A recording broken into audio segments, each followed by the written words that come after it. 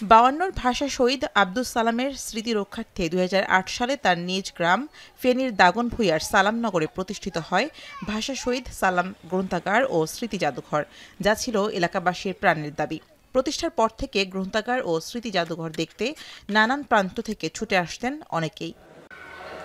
কিন্তু বর্তমানে নানা অব্যবস্থাপনায় গ্রন্থাগারটির আজ ভঙ্গুর দশা। নেই আগের মতো পাঠক ও দর্শনার্থী। ফেনী জেলা পরিষদ থেকে মাস্টার রোল বেতনের একজন লাইব্রেরিয়ান ও কেয়ারটেকার দায়িত্ব পালন করলেও পাঠক ও দর্শনার্থী না থাকায় হতাশ তারাও।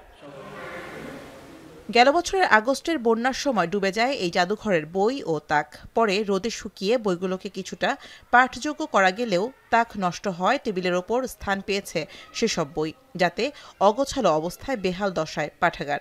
সারা বছরই কোনো খোঁজখবর থাকে না, কিন্তু ফেব্রুয়ারি মাসে এলেই এটার কদর বেড়ে যায়। সবার প্রশাসন থেকে শুরু করে সবার দর্শনার্থীদের ভিড় হয়। এখানে অনেক দূর দূরান্ত থেকে পাঠকরা আসে, নতুন বই না পেয়ে ওরা ফিরে যায়। বইগুলো পড়ার জন্য এমন কোনো লোক নেই যে বইগুলো পড়ার জন্য আসে।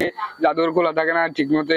বইগুলো এখন আমি টেবিলের উপর রাখছি, তো গুণগত মানও এগুলো নষ্ট হয়ে গেছে। 2018 সালে যে বইগুলো সরকার আমাদেরকে দিয়েছে, আর নতুন কোনো বই আমার এই জাদুঘরে আসে নাই।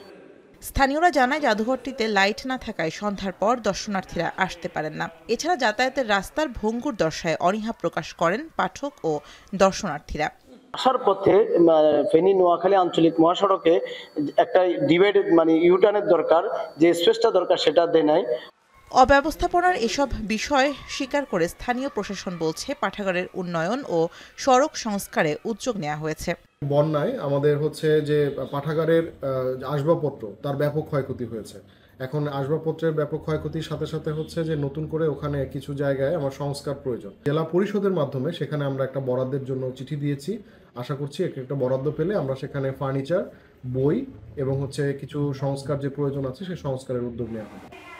ভাষা আন্দোলনের শহীদ সালামের স্মৃতি রক্ষায় জাদুঘরটি রক্ষণাবেক্ষণ ও গণমুখী করতে সরকারের সহযোগিতা কামনা করেছেন স্থানীয়রা।